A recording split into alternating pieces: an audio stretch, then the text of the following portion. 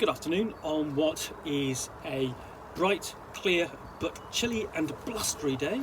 It is Friday the 4th of February. I am back in the reading nook with some parcels and a nice hot cup of tea. And the next thing I'm going to open, this I've already opened it, and there are two books in here, one of which was this, which is Party Beach Creature Feature, a Jumpstart for the Game from Beneath the Sea, which is a role-playing game of essentially the monster feature sort of B movies from the 50s. The other book in here, which is this, The Haunting of Abbeyham Priory, a Jumpstart from They Came From Beyond the Grave. Now, okay, so let's have a look. This is so we're just going to grab that one out again. They're published by Onyx Path Publishing,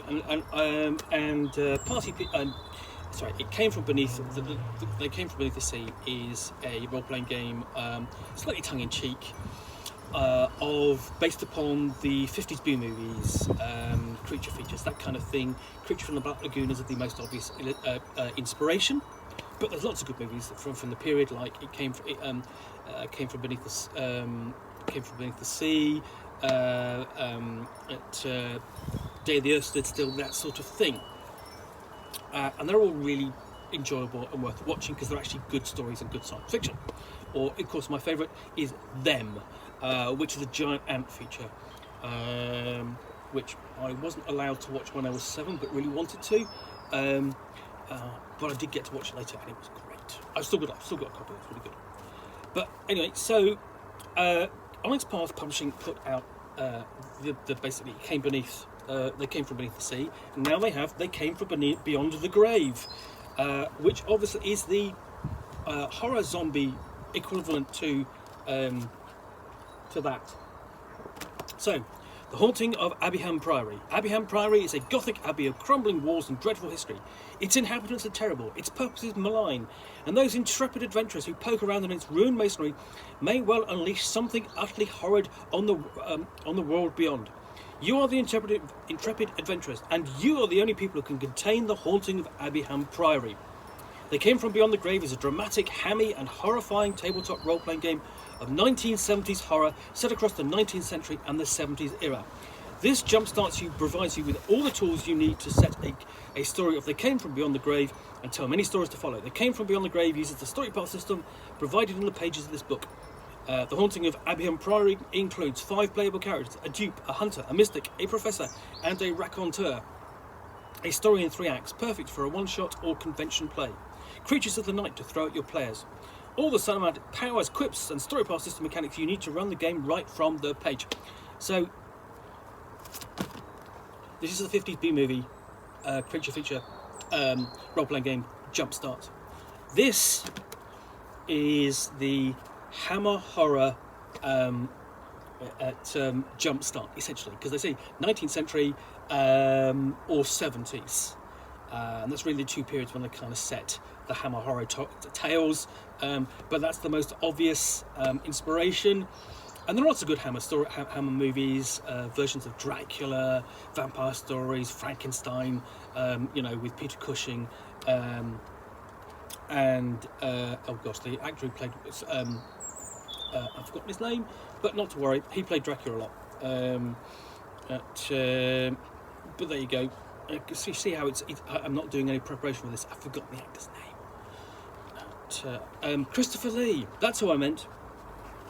So anyway, The Haunting of Abbeyham Priory. And the other thing about the Hammer horror movies is that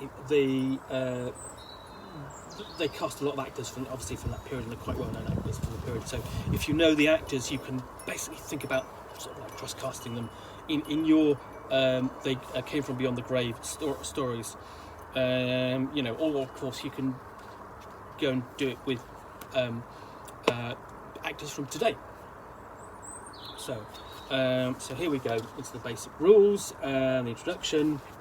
More of the sort of like the kind of hammy cover, and we've got a secret coven going on, a sacrifice, all very Dennis Wheatley.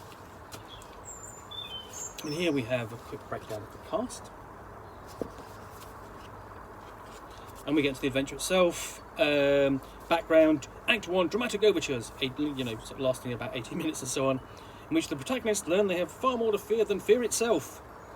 And this is quite timed. You can see you've got timing links on here,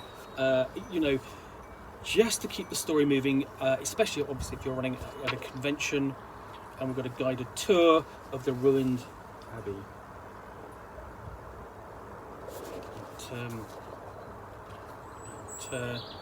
And yes, we've got a note here. A note for Americans and other aliens. Jumble refers to unwanted clothing and household items sold for pennies at jumble sales, often to raise money for a good cause, such as repairs to a church or school. They're like garage sales, but somehow more demoralising. It's been a while since I've been to a jumble sale. I used to go with sort of like my mother or my grandmother to them, sort of like, because they certainly my grandmother was involved in church, involved in the church, so. And then we get to Act 2, a sinister secret. So brilliant. There's jumble to be found. Lots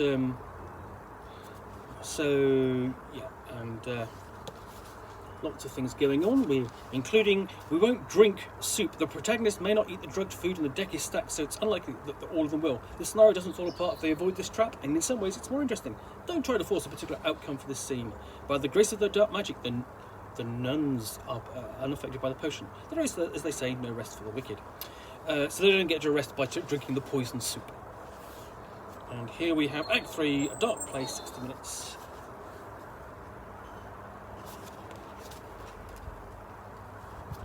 And then we had cinematic thrills and chills. So we get to the end, and we've got various the cinematic thrills and chills. We've got the villains of the piece. So yes, spoilers, devil-worshipping nuns. Special rules for them, and we have cinematic powers, which essentially you can use as rewrites, and the writer's pools. Rewrites are the equivalent of luck points or hero points.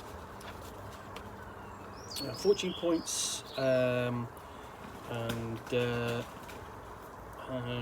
we have a big list of quips which you can throw out. I'm sure there's going to be a big card of those.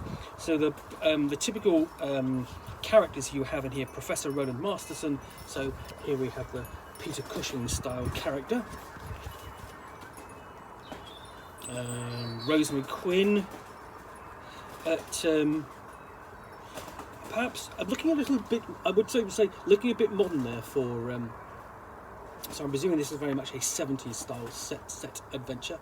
But still looking slightly modern for the 70s. And they're definitely centred. Gregory Beckett, complete in his flares, and oh, look at that collar! And Diana Bashio Hearn, who's going to be the eccentric psychic, of course she is. And then Christopher Hearn, exuberant would-be hero. Oh yeah, yeah, he's the Lothario of the piece. I would suggest. Either he's just got up from somewhere. And then we have we've got quick cards like, but how can this be possible? Hold me before I faint, and my face, my beautiful face. Let's split up. The faster we go, the better we'll be off, or the better off we'll be. There's something evil about this place. I offer you a choice: repent or perish. The next scream you hear will be your own. So lots and lots of quick cards you can throw in as well as part of the game.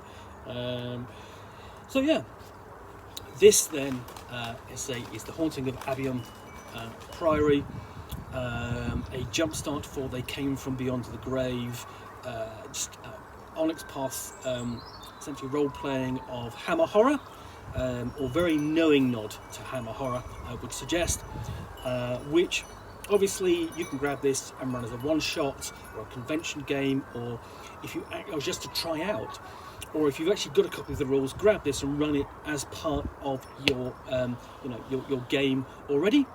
So yeah, I think that's going to be a lot of fun. Just basically leap into it, ham it up, and play out the horror. Anyway, thank you very much for watching another unboxing of the Nook. If you've enjoyed this, please do click the like button down below. And of course, if you've got any comments or feedback, I appreciate you taking the time to post those. And lastly, if you want to be alerted to yet more unboxings of the Nook, where you will see me out here with essentially with a parcel and a book or game, which I will unbox and chat about to the best extent of my knowledge for roughly 10 minutes or so, all of course accompanied by a nice hot cup of tea,